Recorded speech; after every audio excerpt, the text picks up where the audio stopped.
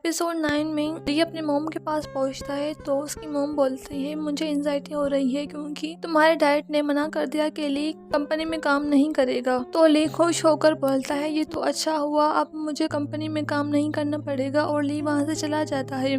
ली को कॉल आती है कि गैलरी में आग लग गई और जाओकी अंदर आपको बचाने के लिए गई थी। तो ली जल्दी से जाओकी के पास पहुंचता है। ली बोलता है मेरा कोई फैमिली मेंबर भी मुझे बचाने के लिए ये काम नहीं करता, ये सिर्फ ये पागल लड़की ही कर सकती है। आज तक जाओकी ने मेरा बहुत साथ दिया है। मैं जब जाओकी के साथ होता हूँ तो मैं महसूस करता हूँ मैं बहुत इम्पोर्टेंट हूँ। फ्रैंकली बोलता है सच ये है कि ये सिर्फ तुम्हें अपना दोस्त मानती है।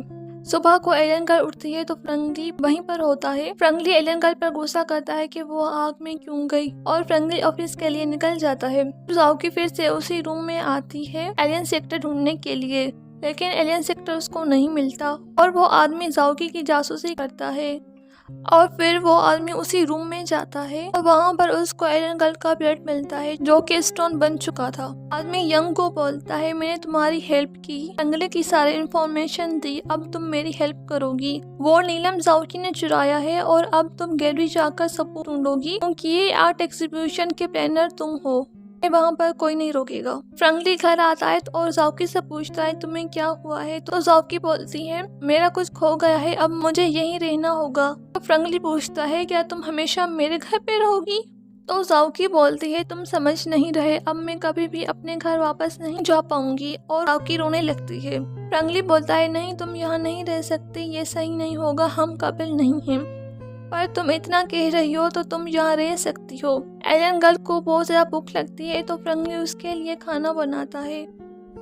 रात को एलियन गर्ल फ्रैंकली से अपनी प्लेनेट की बातें करती है और बोलती है मैं यहाँ बहुत अकेली हूँ। तो फ्रैंकली बोलता है यहाँ हर कोई अकेला और डर से जी रहा है। और वो दोनों वहाँ बैठकर बहुत सारी बातें करते हैं। सुबह को वो दोनों ब्रेकफास्ट करते हैं तो फ्रैंकली बोलता है बहुत जल्द मालूम हो जाएगा कि वो नीलम किसने चुराया था।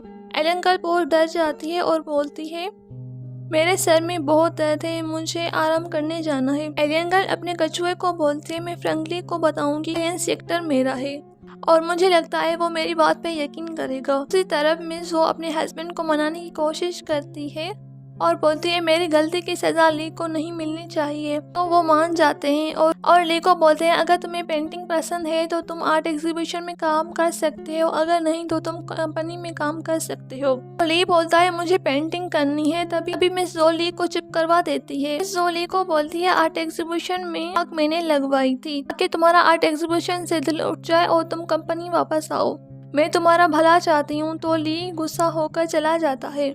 ली एलियन गर्ल के पास आता है और वो आर्ट एग्जीबिशन के बारे में बातें करते हैं। वो दोनों मस्ती करके घर से निकलते हैं तो फ्रैंकली उन दोनों को देख रहा होता है। फ्रैंकली घर के अंदर आता है और एलियन गर्ल से नाराजगी से बात करता है। एलियन गर्ल बोलती है ऐसा भी तो हो सकता है कि उस नीलम का मालिक कोई और हो। तो फ्रैंकली बोलता है तुम कहना क्या चाहती हो। तो एलियन गर्ल बोलती है मतलब कोई चीज तुम्हें लगे वो तुम्हारी है पर असल में वो किसी और की हो। तो फ्रैंकली बोलता है तुम ये कहना चाहती हो अगर कोई मेरे साथ रहता है पर उसका दिल मेरा नहीं है। एलियन गर्ल बोलती है शायद मेरा यही मतलब है, यही अच्छा रहेगा।